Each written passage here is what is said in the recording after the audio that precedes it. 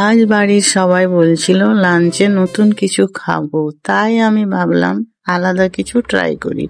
তখনই মনে পড়লো সাউথ ইন্ডিয়ান এই রেসিপিটির কথা। আসসালামু আলাইকুম, আজ আমি বানাবো টমেটো রাইস। তাহলে দেরি না করে রান্নাটা শুরু করি। টমেটো রাইস বানানোর জন্য প্রথমে একটা পাত্রে 2 চামচ ঘি, সাথে পরিমাণ মতো তেল দিয়ে দিলাম। হালকা তেল গরম হয়ে গেলে তার মধ্যে জিরা, তেজপাতা, এলাইচি, দারুচিনি আর লং দিয়ে দিলাম। একটু নেড়ে নেওয়ার পর তার মধ্যে 2 কাঁচা লঙ্কা আর পেঁয়াজ কুচি দিয়ে দিলাম।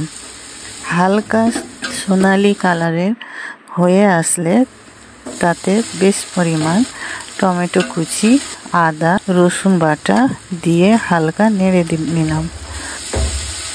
তারপর এর মধ্যে ধনে গুঁড়ো, জিরা গুঁড়ো, কাশ্মীরি লাল মরিচের গুঁড়ো আর লবণ দিয়ে দিলাম। এবার গরম মশলাটা দিয়ে দিলাম।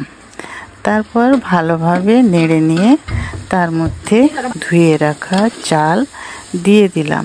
এখানে আমি গোবিন্দভোগ চাল ব্যবহার করেছি, তোমরা চাইলে বাসমতি চালও ব্যবহার করতে পারো।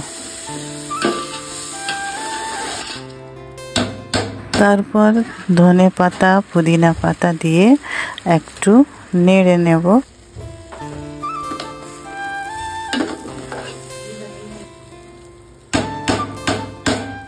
এবার গরম জল দিয়ে দিলাম।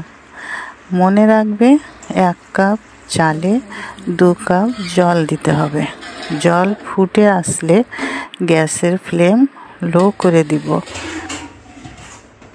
মাঝে মাঝে ঢাকনা খুলে নেড়ে দিব এবং যখন চাল সিদ্ধ হয়ে আসবে তখনই রেডি হয়ে যাবে এই টমেটো রাইস।